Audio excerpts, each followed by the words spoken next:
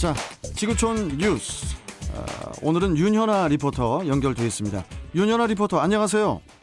네, 안녕하세요. 네, 오늘은 어떤 지구촌 뉴스들이 있습니까? 첫 번째 소식부터 전해주시죠. 네, 20년 만에 아프가니스탄 재집권에 성공한 이슬람 무장 조직 탈레반의 최고 지도자가 조만간 대중 앞에 모습을 드러낼 것으로 보인다고 외신들이 전했습니다. 네. 외신 보도에 따르면 자비훌라 무자히드 탈레반 대변인은 기자회견을 열고 탈레반 최고 지도자인 하이바툴라 아쿤드 자다가 조만간 공식 석상에 나올 수 있다고 밝혔습니다. 1961년생으로 추정되는 아쿤드 자다는 2016년부터 탈레반을 이끌면서 최고 지도자 자격으로 정치, 종교, 군사 분야의 중요한 결정을 내려왔고요. 탈레반이 카불을 장악한 뒤에도 은신처에 머물면서 모습을 드러내지는 않았습니다. 무자히드 탈레반 대변인은 새 정부 출범 계획과 관련해서 최종 결정은 이루어졌고 조만간 새 정부가 발표될 것이라면서 약간의 기술적인 문제에 대해 작업을 하고 있다고 말했습니다. 또 무자히드 대변인은 출범식에 다른 나라도 초청한 상태라고 덧붙였는데요. 앞서 아랍권 매체인 알자지라 방송은 탈레반이 출범식에 중국과 러시아, 터키, 이란, 파키스탄, 카타르 등을 초청을 했다고 보도한 바가 있습니다. 무자히드 대변인은 또 향후 변화를 염두에 둔 과도정부 형태를 우선 발표할 것이라면서 새 정부의 전 정부군도 함께 참여해달라고 요청할 것이라고 밝혔습니다. 그렇군요. 그러니까 지금 현재 탈레반 최고 지도자 이름이 하이바슨 툴라 아콘드 자다요. 네네. 아, 하이바를 쓴 게 아니고 이제 하이바툴라. 예, 네, 예. 하이바툴라 아콘드 자다. 네. 하이바툴라 아쿤드 자다. 자, 이런 가운데 그 탈레반 내부에서 또 뭐 갈등이 일어났다고 하던데요? 네, 탈레반 내부에서 심각한 갈등이 빚어지고 있다는 외신 보도가 있었는데요. 외신과 현지 매체의 보도에 따르면 탈레반과 극단주의 연계 조직인 하카니 네트워크 간에 총격전이 발생을 했고 이 과정에서 탈레반의 2인자로 새 정부를 사실상 이끌어갈 것으로 알려진 압둘가니 바라다르가 부상을 했다는 소문이 돌고 있는 것으로 전해집니다. 이 보도에 따르면 탈레반 2인자인 바라다르 측과 또 다른 탈레반 간부 아나스 하카니 측 대원들이 지난 3일 밤 수도 카불에서 권력 투쟁을 벌였고 이 과정에서 총격전이 발생을 했던 것으로 전해집니다. 현지 소규모 매체인 판시지로 옵저버는 트위터를 통해서 바라다르와 하카니에 각각 충성하는 대원들이 반탈레반 저항군의 거점지인 판시지르 문제 해결 방안에 대해서 입장 차이를 보였고 거기에서 싸움이 벌어졌다고 전했습니다. 판시지르는 탈레반과 반탈레반 저항군이 치열하게 교전을 벌이고 있는 곳인데요. 이 판시지르 대응과 관련해서 바라다르는 공격을 자제해야 한다는 입장이지만 하카니는 강경한 태도를 보이는 것으로 알려졌습니다. 친저항군 측은 인터넷 SNS를 통해서 바라다르가 심하게 다쳐서 파키스탄으로 이송돼 치료를 받고 있다고 주장을 했습니다. 이에 대해 탈레반은 아직 공식 입장은 밝히지 않고 있습니다. 1980년대부터 본격적으로 활동을 했던 이 하카니 네트워크는요. 1990년대 후반 탈레반과 손잡은 극단주의 조직인데 지난 2017년 150명의 목숨을 앗아갔던 카불 트럭 폭탄 테러 등을 주도했던 것으로 알려집니다. 이 탈레반과 하카니 네트워크는 외부 세력에 맞서기 위해서 현재 힘을 합치기는 했는데 정책 노선 등에서는 종종 의견 차이를 보였던 것으로 알려집니다. 예, 이 아프가니스탄 뉴스는 뭐 계속 쏟아지고 있습니다. 예. 네. 자, 다음 소식은 뭡니까? 네, 미국에서 또다시 충격적인 총격 사건이 일어났습니다. 이 미국 플로리다주에서 발생을 했는데요.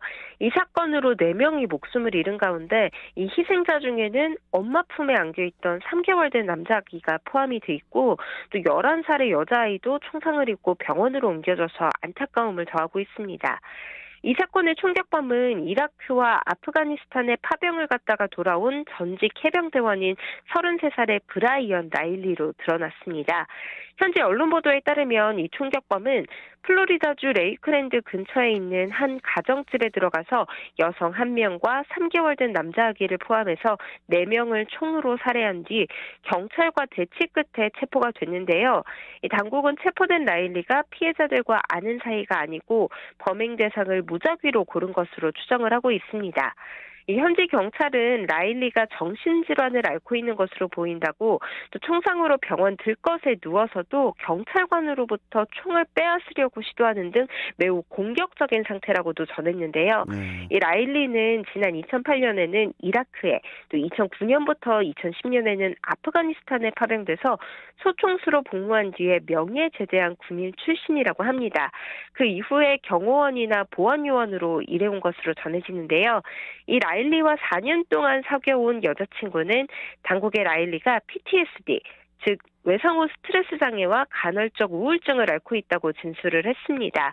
이 라일리의 여자친구는 또 라일리가 평소에는 폭력적이지는 않았는데 점점 변덕스러운 모습을 보였다면서 최근 일주일 사이에 상태가 악화하면서 자기는 신과 직접 대화를 하고 있다고 반복적으로 말했다고 전해집니다.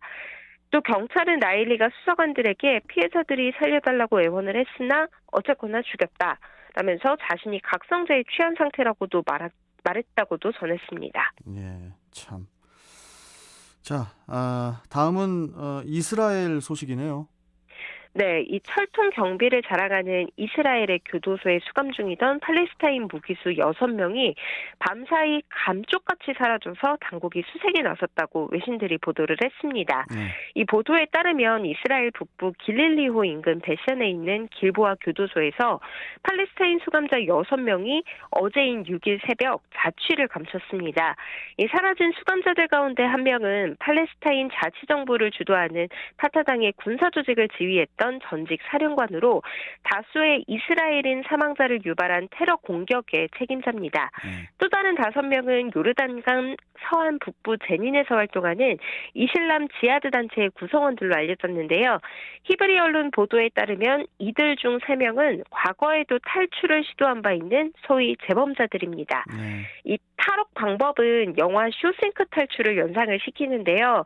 이 탈옥한 팔레스타인 무기수들은 이 당일 새벽 4시 인원 점검 때 보이지 않았고 또 이스라엘 교정 당국은 이들이 그보다 몇 시간 전에 미리 파놓았던 땅굴을 통해서 탈옥한 것으로 보고 있습니다. 이 또 무기수들이 탈옥한 뒤 교도소에서 담장 밖 도로로 통하는 땅굴까지 발견된 것으로 전해집니다. 이 땅굴은 사람 한 명이 겨우 빠져나가는 크기고요. 또 수개월에 걸쳐서 판 집념의 결과물이라고도 합니다. 이스라엘 당국은 탈옥범들이 국경을 넘어서 도주할 것으로 보고 군과 경찰은 물론 또 헬기와 드론까지 투입해서 대대적인 추적 작업을 벌이고 있습니다.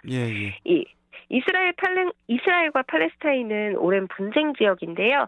이스라엘 교도소에는 현재 팔레스타인 분쟁과 관련해서 4,200여 명의 팔레스타인인들이 수감돼 있습니다. 이들 가운데 350여 명은 재판 절차를 거치지 않은 행정 구금 상태인 것으로 알려졌습니다. 알겠습니다. 자, 지구촌 뉴스 오늘은 여기까지 듣고 또 내일 뵙겠습니다. 고맙습니다. 네, 감사합니다. 윤현아 리포터와 함께했고요.